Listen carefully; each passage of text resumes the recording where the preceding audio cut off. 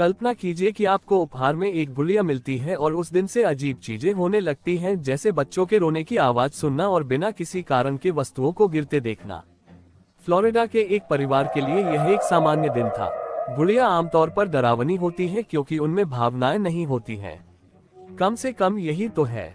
वैज्ञानिकों का कहना है कि अगर आपको कभी ऐसा अनुभव हुआ हो तो आप जानते होंगे कि ऐसा महसूस होता है जैसे कि गुड़िया आपको देख रही है। सौभाग्य से आमतौर पर इससे अधिक कुछ नहीं होता, लेकिन रॉबर्ट द डल के साथ ऐसा नहीं था। ये कहानी अमेरिका के तीसरे सबसे प्रेतवाधित शहर की से शुरू हुई। पश्चिम फ्लोरिडा में इतने सारे प्रेतवाधित घर हैं कि वहाँ के निवासियों के लिए भूत देखना सामान्य बात है। मुझे नहीं पता कि क्या ये सच है, लेकिन मैं ये जानने के लिए वहाँ रहना नहीं चाहूँगा। और फिर भी वे सभी भूत रॉबर्ट के लिए कोई मुकाबला नहीं है। गुड़िया रॉबर्ट यूजीन ओटो नाम के एक लड़के को उसके दादा से एक गुड़िया उपहार में मिली थी। ये गुड़िया जर्मनी में 1944 में एक महंगी और अजीब खिलौने बनाने वाली कंपनी द्वारा बनाई गई थी। उनकी सभी गुड़ियाएं जब आप उन्हें देखते थे तो एक डरावना वाइब देती थी।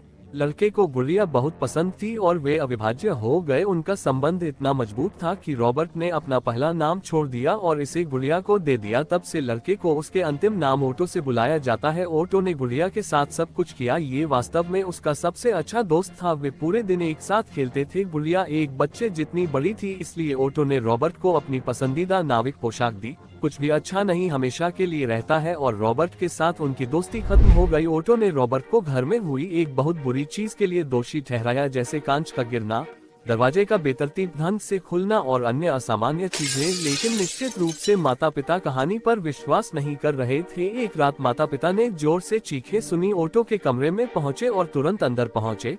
उन्होंने देखा कि ओटो ने रॉबर्ट को गर्दन से पकड़ रखा है ताकि वह हिल न सके और कमरे में तोड़फोड़ कर सके। एक अन्य अवसर पर ओटो की नींद खुली और उसने देखा कि रॉबर्ट बिस्तर पर बैठा है। फर्नीचर हिल गया, किताबें गिर गईं, खिलौने बर्बाद हो गए। ये दृश्य एक डरावनी फिल्म जैसा था।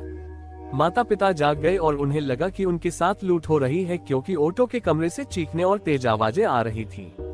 जब वे अंदर गए तो वे ये देखकर चौंक गए कि ओटो एक कोने में छिपा हुआ था और उसके चेहरे पर एक भयानक भाव था और रॉबर्ट द डॉल शांति से उसके ऊपर बैठा था, बिस्तर पर ऐसे लेटा जैसे तब से कुछ हुआ ही न हो। चीजें बहुत खराब हो गईं और अधिक से अधिक असाधारण गतिविधियां होने लगी। ओटो गुड़िया से सम्मोहित हो गया और उसे एक सामान्य व्यक्ति की तरह व्यवहार करना शुरू कर दिया। उससे घंटों बात करने लगा। वे हर समय बात कर रहे थे। माता पिता चिंतित हो गए क्योंकि जब उन्होंने गुड़िया से आती आवाजें सुनी, कमरे में वे प्रवेश करते और ओटो से पूछते कि वह किससे बात कर रहा है और वह रॉबर्ट की ओर इशारा करता। कभी कभी यह पागल गुड़िया क्रोधित हो जाती और चीजों को इधर उधर फेंकती और जब माता पिता कमरे में प्रवेश करते तो सब कुछ शांत हो जाता। गुड़िया का नाराज होना कोई असामान्य बात नहीं थी। इतना गुस्सा कि वह खिलौनों को तोड़ना शुरू कर देता, उनकी आंखें और अंग निकाल लेता। रॉबर्ट बेतरतीब ढंग से फर्नीचर भी फेंकना शुरू कर देता। अगर आप ये कहना चाहते हैं कि बच्चे ने ऐसा किया तो आपको पता होना चाहिए कि वह छोटा था और वह इस तरह से फर्नीचर को इधर उधर नहीं फेंक सकता था। एक छोटे बच्चे के लिए अकेले ऐसा करना लगभग असंभव होगा। असाधारण गतिविधि पूरे पड़ोस में जंगल की आग की तरह फैल गई। पड़ोसियों ने असामान्य चीजों का अनुभव करना शुरू कर दिया, लेकिन ऐसा लग रहा था कि केवल बच्चे ही भूतों से प्रभावित थे।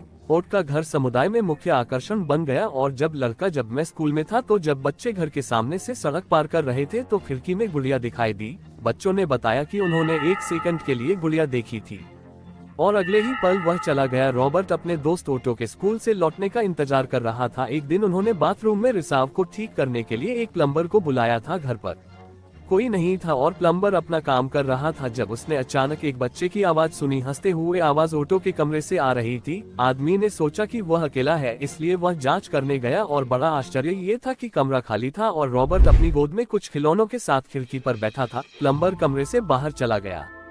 कुछ समय बाद उसने कमरे से कुछ हलचल सुनी। वह ये देखने के लिए दौड़ा कि क्या हुआ था। जो खिलौने पहले रॉबर्ट की गोद में थे, उन्हें कमरे के बीच में फेंक दिया गया था। प्लम्बर को यह नहीं पता था कि इस अजीब संगीत के बारे में क्या सोचना है। जब ओटो बड़ा हुआ तो वह कला का अध्ययन करने के लिए न्यूयॉर्क और शिकागो चला गया। बाद में वह पेरिस की यात्रा पर गया, जहां उसकी मुलाकात एक लड़की से हुई जिससे उसने बाद में शादी कर ली। ओटो को रॉबर्ट के बारे में तब तक याद नहीं था जब तक वह और उसकी पत्नी वापस नहीं चले गए, अमेरिका चले गए और अपना खुद का घर खरीदा। ओटो अपने माता पिता से मिलने गया और अपना कुछ सामान वापस ले गया, जिसमें रॉबर्ट भी शामिल था। गुड़िया जो आपको बचपन में परेशान करती थी, शायद सबसे समझदारी वाली बात नहीं थी, जब वह घर लौटा तो ओटो ने रॉबर्ट को अटारी में रखा और कमरे को बच्चों के कमरे की तरह सजाया। उसने रॉबर्ट को खेलने के लिए खिलौने दिए, वह उससे मिलने भी जाता था और उससे बातें भी करता था। लगभग हर दिन उसकी पत्नी ओटो के व्यवहार से खुश नहीं थी।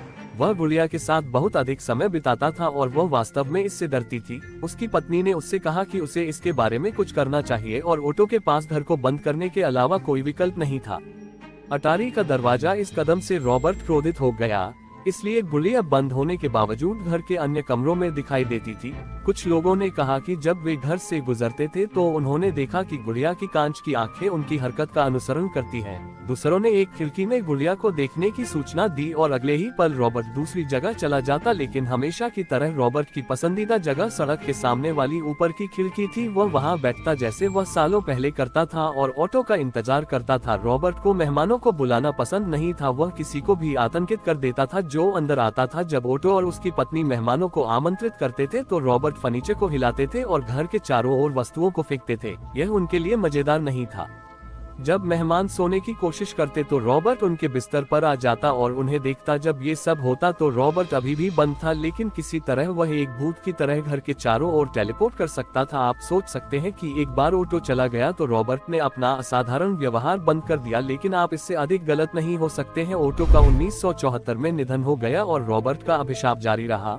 वे कहते हैं कि रॉबर्ट आपके बिस्तर पर प्रकट होगा यदि आप सदस्यता नहीं लेते हैं और अगले 5 सेकंड में इस वीडियो को पसंद करते हैं। शांत हो जाओ, ये सिर्फ एक मजाक है, लेकिन अगर आपको ये पसंद है वीडियो हमें अंगूठा दें और सब्सक्राइब करें। ऑटो के गुजरने के बाद रॉबर्ट घर में रहे। घर को किसी महिला ने खरीद लिया था जिसने गुड़िया को 20 साल तक रखा और उसके पास ये पता लगाने के लिए पर्याप्त समय था कि गुड़िया प्रेतवादित थी, इसलिए उसने कुछ ऐसा किया जो ऑटो ने किया था। बहुत समय पहले उसने गुड़िया को एक संग्रहालय को दे दिया था और कर्मचारियों को गुड़िया के बारे में चेतावनी दी थी। वे हंसे और गुड़िया को एक स्टैंड पर रख दिया, लेकिन जल्द ही उन्हें पता चला कि गुड़िया वास्तव में प्रेतवादित थी और उन्हें इसे एक कांच के पिंजरे में बंद करना पड़ा। रॉबर्ट अभी भी वहीं है और जो लोग उससे मिलने गए हैं उन्होंने कुछ अजीब गतिविधि की सूचना दी है। अगर ऐसा हुआ तो कुछ भयानक हो सकता है। आप उसकी अनुमति के बिना गुड़िया की तस्वीर लेते हैं। लोग इसे गंभीरता से नहीं लेते हैं, लेकिन बाद में अगर उनका जीवन गलत हो जाता है तो वे इसका दोष रॉबर्ट पर डालते हैं। संग्रहालय के कर्मचारियों को 1 दर्जन माफी पत्र मिले हैं जिसमें रॉबर्ट से माफी मांगी गई है। यदि आप देखना चाहते हैं यदि यह वास्तविक है तो फ्लोरिडा के ईस्ट मार्टेलो संग्रहालय में जाएं। आज के लिए बस इतना ही। यदि आपकी जिज्ञासा शांत हो गई है तो वीडियो को लाइक करें और अपने दोस्तों के साथ साझा करें, या यदि आप और अधिक चाहते हैं तो बस इन वीडियो पर क्लिक करें और उज्ज्वल बने रहें। और